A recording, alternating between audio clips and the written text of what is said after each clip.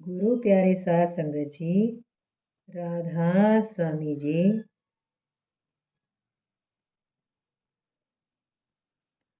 ब्यास नदी और डेरा। सरदार अमर सिंह ग्रेवाल जब भी महिमा सिंह वाला से डेरे आते तो हजूर महाराज जी को गांव का हाल बताते। एक बार उन्होंने हजूर जी को बताया कि गांव के कुछ लोगों ने महंत मित्र से पूछा कि लोग बाबू सावन सिंह के साथ क्यों लगे रहते हैं। महंत मित्र सिंह ने जवाब दिया, मैं भी 2-3 बार ब्यास गया हूँ। दरियाफ्त करने पर मालूम हुआ कि बाबू सावन सिंह जी के पास कोई जादू का ग्रंथ है। उसको पढ़कर जब वह किसी आदमी की ओर देखते हैं तो उस पर जादू हो जाता है और उसी वक्त वह उनके जेर असर हो जाता है, प्रभाव में हो जाता है। ये सुनकर महाराज जी ने फरमाया, वह सच कहते हैं। गुरु नानक साहिब की वाणी से बड़ा जादू और कौन सा है।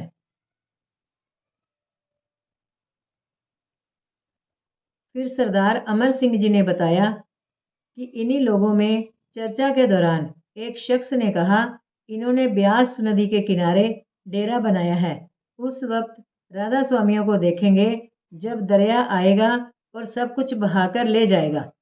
इस पर हजूर महाराज जी ने जोश के साथ कहा, बाबा जी की ताकत क्या दरिया से कम है। पहले दरिया डेरे से लगकर बहता था। 1-2 बार नदी में कुछ दुर्घटनाएं भी हो गई थी। उन दिनों संगत ब्यास नदी के दूसरे किनारे से लंगर के लिए बालन ईंधन काट कर लाती थी। दरिया के किनारे लंबा मोटा घास होता है जिसे काटकर पूरे साल के लिए रख लिया जाता है।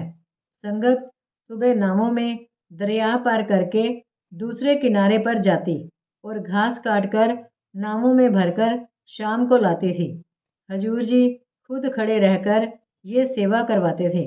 कई बार घास लाते लाते रात के 11 बज जाते थे और कभी कभी पानी के बहाव, हवा के रुख और ज़्यादा वजन भर लेने से नावों को लाने में बड़ी कठिनाई होती थी। हजूर जी खुद रात को देर तक बैठे रहते।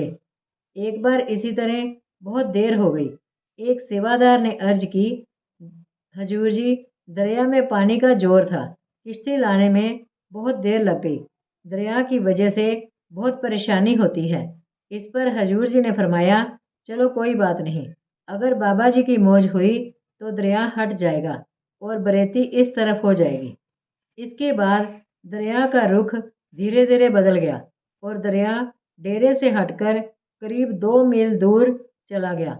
अब इसी किनारे से बालन आने लगा है।